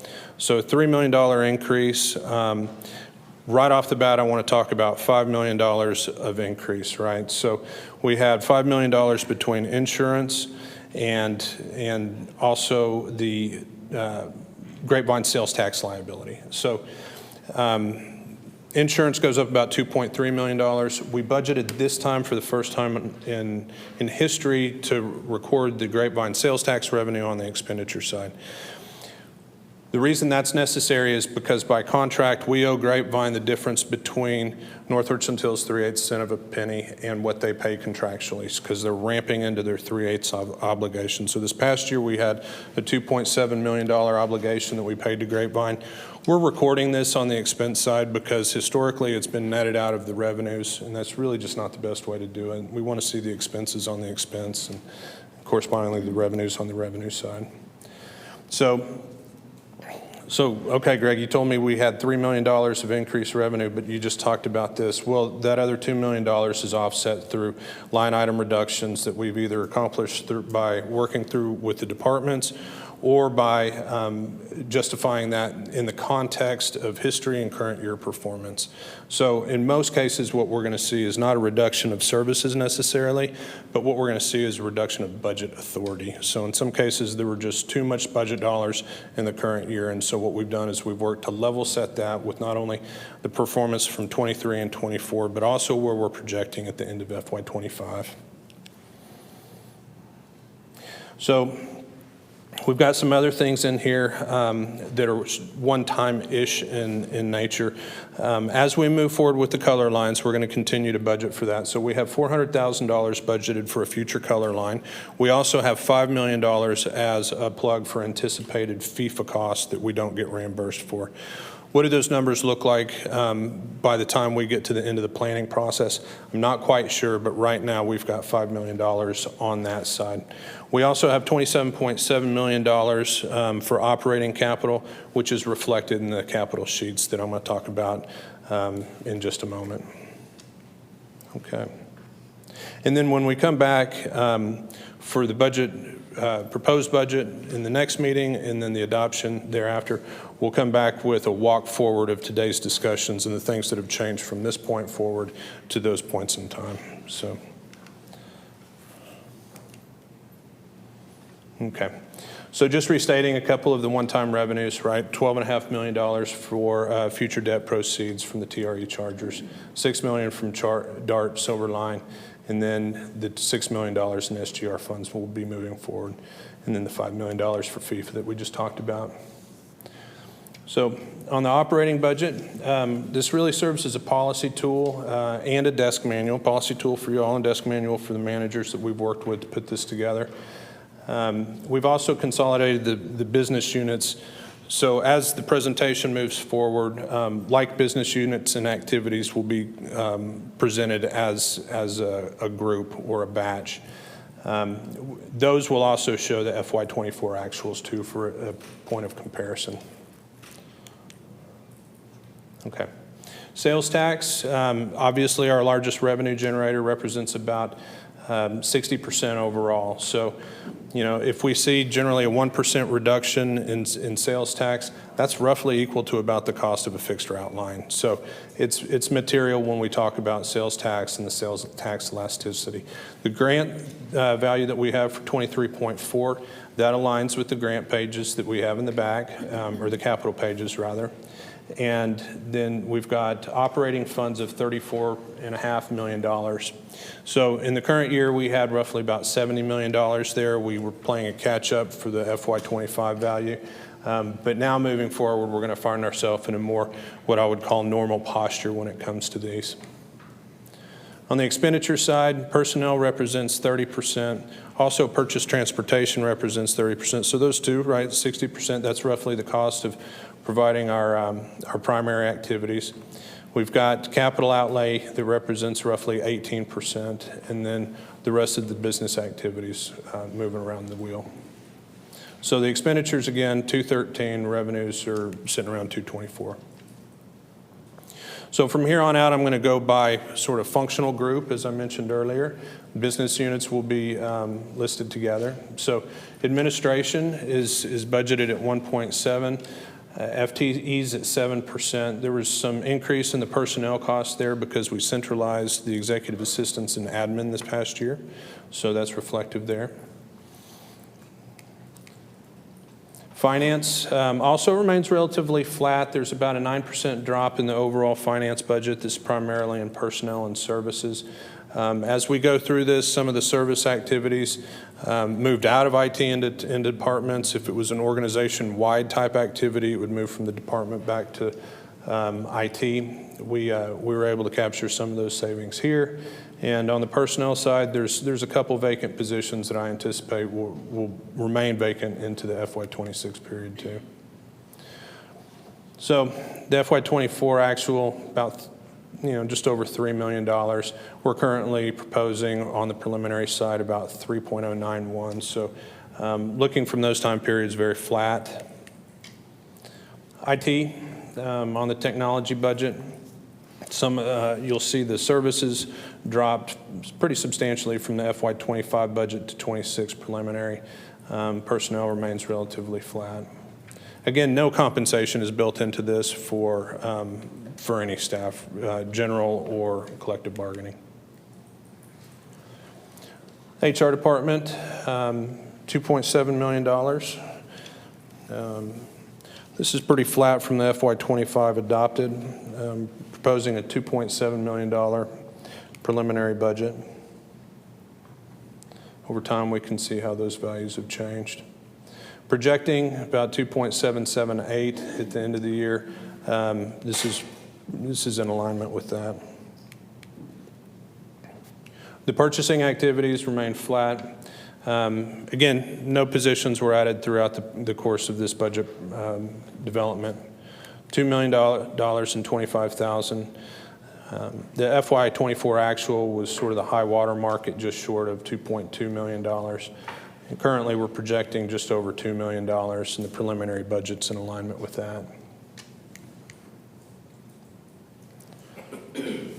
Bike share, we're proposing $816,000. Current year adopted was $909,000, and in 24 we spent $756,000. It's reasonable to expect this to come in below the FY25 value of $989,000 because we've got a new fleet of electric bicycles that are pretty sharp. So the strategy group, including planning, project management, and governmental relations. We're seeing this at $3.5 million. The FTEs remain flat at 14.5 over time. In FY24, we saw that value at about 3.3 million. Current year adopted, about 4.2, and we're projecting about 3.5. And so the preliminary budget right now is sitting also at about 3.5. Customer support, these are the various activities that go into providing the great service that we produce. We'll see a drop in the personnel a little bit, but overall, right, we continue to hover in the $2.4 million range from 24 actual to adopted to projected and on to the preliminary side. Marketing. Services represent about 65% of this, while personnel represents about 35%. So there's some reliance on some outside consultants there.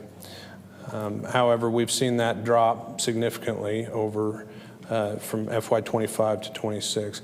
Now, as I mentioned earlier, a lot of these reductions like this are really representative of relaxing some of the budget authority that's already there. Van pool, this is consistent with the board's recent approval of the van pool contract. This comes in at $1.75 million.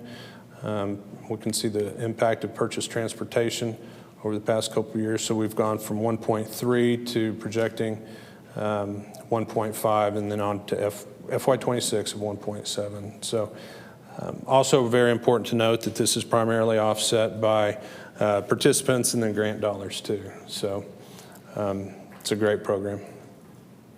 TexRail, also these values are consistent with Reed's most recent presentation. So purchase transportation represents about 71% of the service that we provide, while insurance also makes up a very large chunk of this at 17%. Personnel costs are minimal compared to these values. Much like TexRail, the TRE, Trinity Rail Express, sees the majority of its funding in purchase transportation, and personnel makes up about 1%. Also important to note that we have $5.3 million allocated for future capital projects in the TRE line, and this is for next year only. Risk, safety, and security. Those complement one each other, so we're showing those as a group. The services that are outsourced represent about 75 or 3/4 of the overall spend there, while personnel makes up about 12%.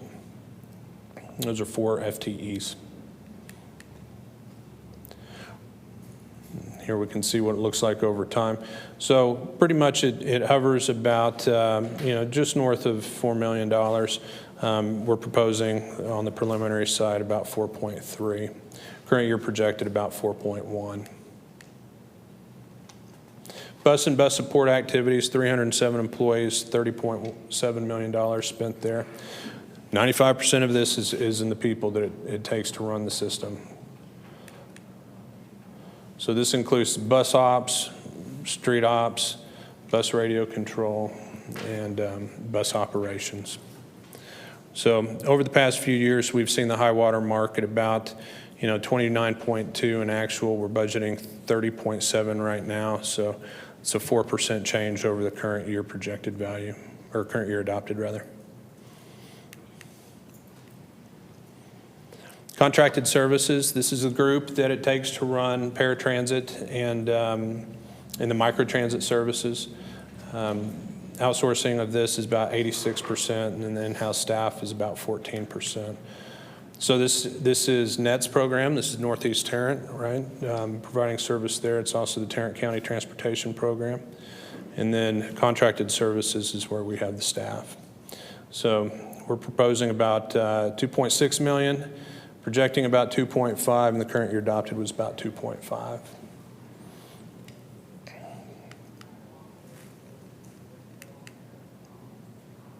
On-demand services, when we put this slide deck together, this was before Mansfield dropped out. So the Mansfield values will change. They will come out of this.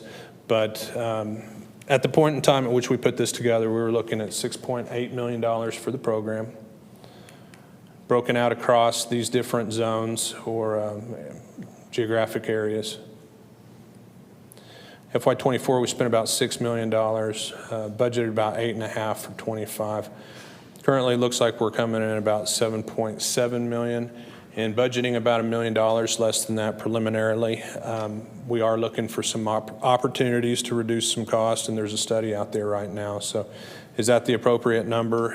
We're still working through that at this time, but preliminarily we've got 6.86 in there. Paratransit, 65 employees, $13.2 million. Majority of this is in the purchase transportation line item. Again, VIA's running this mostly for us, and this is part of the commingling program. So we can see how this has looked over time. It's consistently grown over the last few years. FY24, we had $10.3 million in actual spend, budgeted $12.9 in this year, and we're projecting to come in just slightly above that. So the preliminary budget for next year is considerate of those, and so we're putting 13.2 in there, 65 FTEs. Okay. Vehicle maintenance, so we do have an aging fleet. So we are seeing some increases across a couple areas in vehicle maintenance. Relative to the aging fleet, we do have budget in here for 15 new Gillig buses next year as well. So vehicle maintenance occurs over maintenance admin, paratransit maintenance, the rebuild engine, the body shop, electronics, and running repair, as well as the service rag. We can see that over time, these values tend to hover around $16 million. Preliminarily, we're looking at about 16.6 for next year. No change in staff from the 109. Facility maintenance, staff of 52 people, about 8.05 in overall cost. About half of the cost here consumed by personnel cost,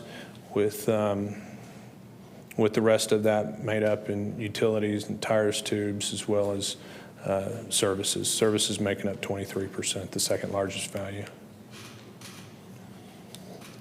Now, non-departmental is a consolidation of business-wide activities that may not necessarily deserve to reside in just one place.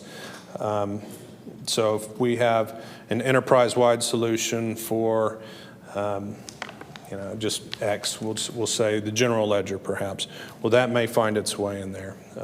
It's a poor example, but you also see in non-departmental, when we look at that, there's a lot of other things that show up there, like depreciation over time and CIP offsets and whatnot. But primarily, for today's discussion, the bulk of what's in non-departmental is represented in capital. So we've got about $27.7 million in project cost. As I mentioned earlier, we have the capital line item at the front of the book, which is $23.4 million. And Trinity Metro's out of pocket for these is 4.2. So now on the TRE side, as I mentioned a moment ago, we've got about 5.3 million budgeted for these items, and we're still working through some of these with the TRE folks. But overall, we feel that the TRE operating and capital is sufficient to meet their needs for FY26. Summary of capital is 27.7 for the non-departmental piece. Again, we've got the grant revenue, and then we've also got the TRE budgeted on the TRE sheets. So where do we go from here? We continue to work with the budgets that the departments have submitted. We're continuing to look for other efficiencies there. We'll continue to update the sales tax as appropriate when those values come in. Now, we've had a slight pivot. We're not going to meet with the debts. We're going to use a sales tax pledge for this upcoming issuance, so it's not going to necessitate us having the banks come in to sit down with us like we'd previously anticipated. We'll be back in August or September for board approval of those debt mechanisms. I will be coming back in August to present the proposed budget, and then we'll seek board approval in September. With that, I'll answer any questions you may have. I know I went through it kind of quickly. I was just trying to be mindful of the time in your calendars. Are we in sync with the city of Fort Worth on some of these projections with regard to sales tax? It's a little early. I've talked with Grapevine about theirs. I haven't had any current conversations with Fort Worth as of yet, but I will. I've had some other conversations with DART too about their projections. DART and Fort Worth both use the same economist, and so understanding where DART's thinking that the growth could be, it's going to be generally the same. It's an out-of-town economist that looks at the region, and right now I think the last conversation I had with DART on that was maybe 1 or 2% plus, but So yes, we will be coordinating with them to understand what they're looking at. Slower growth? As I like to say, sometimes increasing at a decreasing rate. So it's not growing as fast as it used to. Friday's reading was very, very uplifting. I was very excited to see that. So if we can get another one or two positive readings like that, that'll make me a lot more comfortable with relaxing some of the sales tax assumptions. With that being the greatest source of our revenue and the most elastic, it makes me a little bit uncomfortable to be too aggressive with that, just because of the impact it When could do you have. expect to hear from DART with regard to their recommendations for TRE? I don't know. I have not asked them that question yet. Maybe. Yeah, I can speak to that. I mean, I've been in touch with Nadine Lee. The proposal, so you're talking about, yeah. We've agreed to have a working group look at this, and probably at some point will require some external support. So there's the challenge in recreating history on finances is that it's not within the four walls of Trinity Metro. And so there's multiple agencies involved, as well as COG, as well as the Federal Transit Administration, and it's the forensic audits of forensic audits here. So that's to say that there's the work that has to be done to figure it out, and then there's, of course, the negotiation that has to happen relative to the true-up. Thank you, Rich. Any questions, comments? Cure for your insomnia? I was going to just mention a comment. I do like the way you broke this down. There's much more, it's just very clear on where the numbers are. So thank you for that. I appreciate that. Yeah, a lot of work has gone into this. I think your staff's done a terrific job, and bringing in this format where we can continue to talk about it is a really good idea. And sorry some of the other members couldn't be here, the newer members, but it's just unfortunate, and we'll have to re-educate them. We certainly will. Thank you all very much. Great, thank you. Outstanding presentation. Okay, action items. We have 3 action items. I'll start with Reed.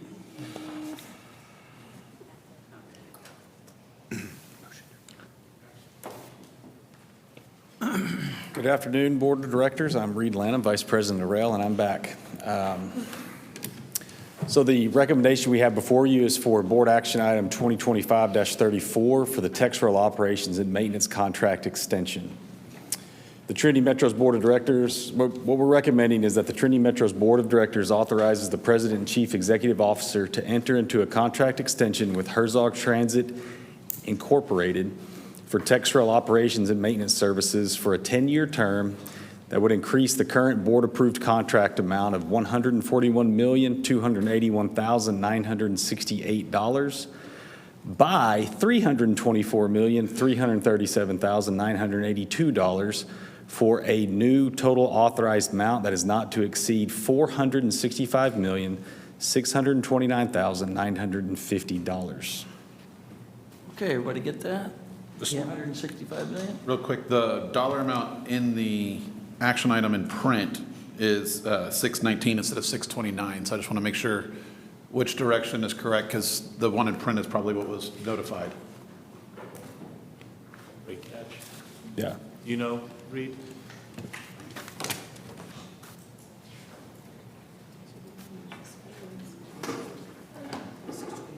Yes, the 629, yes. Oh, 629. Yes. Because the 619 is what we gave advance notice on, as much as I motion to approve and love this, I just want to make sure. Modify, as long as the agenda item is there. Okay, we're good. Completely modify that. Perfect. And then also, because it's a very important thing in these times, would you please just, for the minutes, talk about how they have exceeded the DBE and MWBE inclusion? You have that in the... Yes, yes, we do have that. And I So think that's awesome. Yeah, let me grab my... Sorry, Reed. That's important to acknowledge and make sure we keep talking about. Yes, definitely. So on the original contract, there was a 7% DBE goal, and Herzog is at 97.63% on that goal.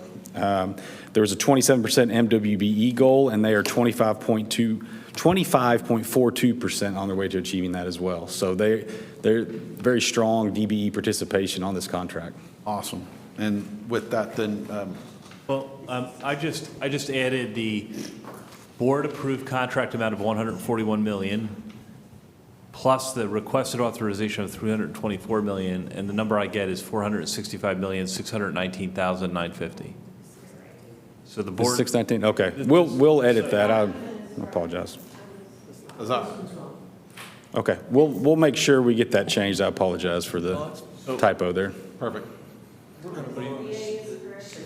Mhm. Yep. I think the document is correct. I'll just, a motion to approve as documented, the $465,619,950 value. Second. And a second. All those in favor say aye. Aye. Any opposed? The motion carries. Thank you very much. Thank you, Ben. No, I'm not asking for any money. Motion to approve. You're asking for something. I am going over board action item BA 2025-33, Metro Area Transit System Corporation. With Wayne's departure, we need to amend and restate the articles of incorporation for MATS, and we're taking this opportunity to appoint Alicia Walker, Ronald Newman, and Christine Black to the MATS board. So therefore, we recommend that the Trinity Metro Board of Directors authorize the President and CEO to sign the amended and restated articles of incorporation for the MATS Corporation and the appointment of Alicia Walker, Ronald Newman, and Christine Black to the MATS Board of Directors. Motion to approve. Second. A motion and a second. All those in favor say aye. Aye. Any opposed? The motion carries unanimously. Things go fast when you're not asking for millions. Think about it. Hopefully things go just as fast. Hopefully things go just as fast when you're spending other people's money. Yes. So, All right, Chad. Mr. Chairman, yes, sir. I have the next two items, board action item and then a resolution. The board action item is BA 2025-35. This is the bus stop improvement program, Trinity Metro and City of Fort Worth interlocal agreement. This is just to memorialize the agreement with the city on dollars that have been identified from the North Central Texas Council of Governments to pass through to the city to help us with our bus stop improvement program. It is a not to exceed amount of $1 million. And so therefore, the recommendation is that the Trinity Metro Board of Directors authorizes the President and Chief Executive Officer to execute an interlocal agreement with the City of Fort Worth for completing the design and construction of concrete flat work associated with year 2 of the bus stop improvement locations of the bus stop improvement program. Trinity Metro will reimburse the City of Fort Worth for actual costs for an amount not to exceed $1 million. $1 million. $1 million. So I'll answer any questions. So move. I think you were working late at night. And a second, with the understanding that BA 2025-35 is $1 million. All those in favor say aye. Aye. Any opposed? The motion carries unanimously. Chad? Yes, sir. So the next item is a resolution. It is also part of the bus stop improvement program. And typically, we don't bring a resolution like this to you, but because of a TxDOT grant requirement, they asked us that we get the approval of the board in support of this particular item. And so we are applying for a $5 million grant to TxDOT's Transportation Alternatives Set-Aside program. Tara and the planning team have worked really hard to set this grant up, talk to the city about their willingness to provide the local match. So we're going to be able to get state dollars, 80% of the $5 million from the state, and then the local match will be from the city. And so then we'll do a lot of the work in making this happen. So as far as the recommendation, Trinity Metro supports funding this from the board. Trinity Metro supports funding this project as described in the 2025 TA detailed application, including the preliminary engineering budget. If any construction budget, okay. Where is that? Is that in here? Departments direct, sorry, I'm trying to read up there and I'm missing another thing. If any construction budget, the department's direct sale, state cost of oversight and coordination with the city of Fort Worth on the local match and is willing to commit to the project's development, implementation, construction, maintenance, management, and financing. Trinity Metro is willing and able to enter into an agreement with the department by resolution or ordinance should the project be selected for funding. So moved. Motion? Thank you. Second? All those in favor say aye. Aye. Any opposed? The motion carries unanimously. R2025-07. Thank you. Thank you, Chad. Okay, here we are. President's report, Rich. Okay, thank you, Mr. Chairman, members of the board, and members of the audience. Today, I'm thrilled to recognize the successful launch of Trinity Metro Blue Line. Yeah.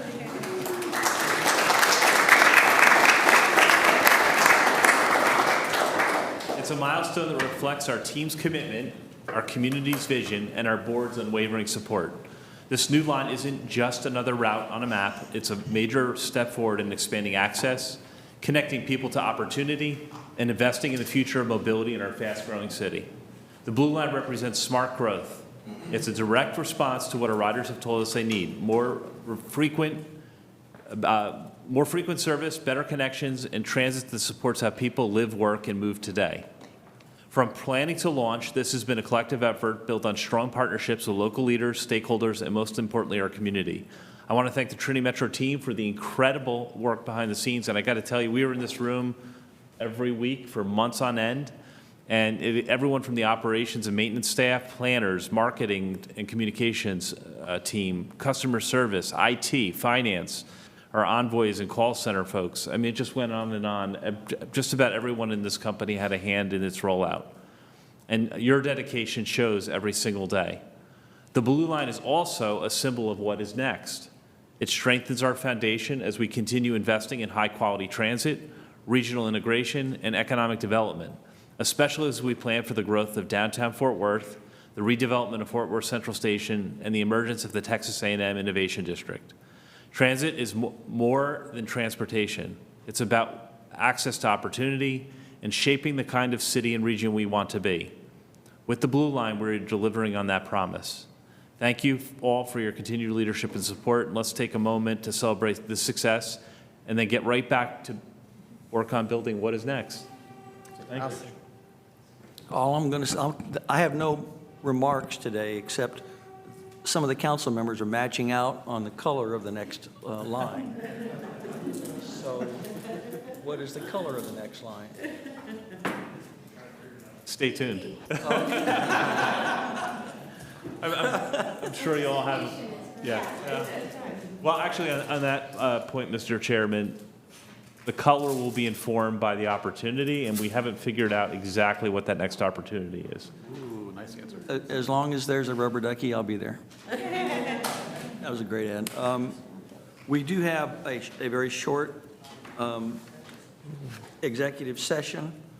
So the Board of Directors will convene an executive session under the Texas Open Meetings Act for the consultation with its attorney pursuant to Section 551-071, deliberation regarding real property pursuant to Section 551.072, deliberation regarding prospective gift pursuant to Section 551.073, deliberation regarding personnel matters pursuant to Section 551.074.